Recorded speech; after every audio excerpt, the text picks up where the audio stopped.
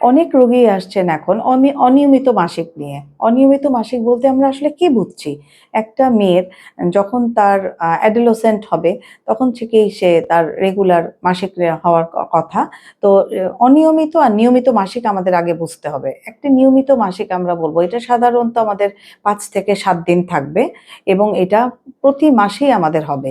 কারো এটা ২১ দিনের সাইকেল থেকে কারো ৩৫ দিনের সাইকেলের মধ্যে হতে পারে।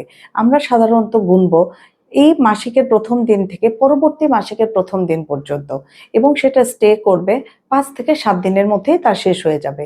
এর আগেও যদি এরকম হয় যে তার একদিন মাসিক হলো শুধু মাসে, তাহলে এটা আমরা অনিয়মিতর মধ্যে পড়ব। আবার দেখা দিল তার সেটা ৭ দিন থেকে ১০ দিন পর্যন্ত রয়েছে, সেটাকেও আমরা অনিয়মিত মাসিক বলব। আবার আমরা দেখব যে তার ২ মাস হয়ে গেল, সেক্ষেত্রে তার মাসিক হচ্ছে না, অথবা তার খুব ফ্রিকোয়েন্ট মাসিক হচ্ছে, মাসে ৩-৪ বার মাসিক হচ্ছে, সেটাও একটা অনিয়মিত মাসিক। ১ম এ খতিয়ে দেখতে হবে তার কি কারণে অনিয়মিত মাসিক হচ্ছে। আমরা ৩ ভাগে ভাগ করতে পারি বয়স অনুসারে।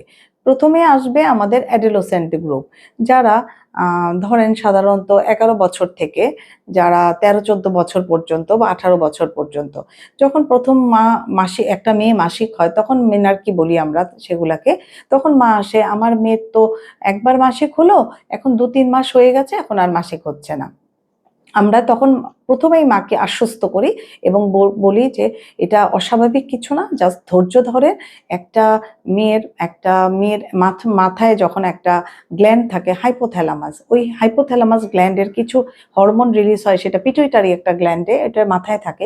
সেই পিটুইটারি থেকে কিছু হরমোন নিঃসরণ হয় আমাদের ডিম্বাণুতে কাজ করে। সেই ডিম্বাণু থেকে সেটা কাজ করে গিয়ে জরায়ুতে। তারপর কিন্তু সেই ব্লাডটা শেডিং হয়ে মেনস্ট্রুয়েশন হচ্ছে। এখন এইটা যখন একটা মেয়ের এস্টাবলিশড হতে একটু সময় নেয়, যখন সে ১ম মাসিক শুরু করে, এই মাসিকটা তার এই হাইপোথ্যালামো পিটুইটারি ওভারিয়ান যে অ্যাক্সিসটা এস্টাবলিশড হতে সময় নেয়।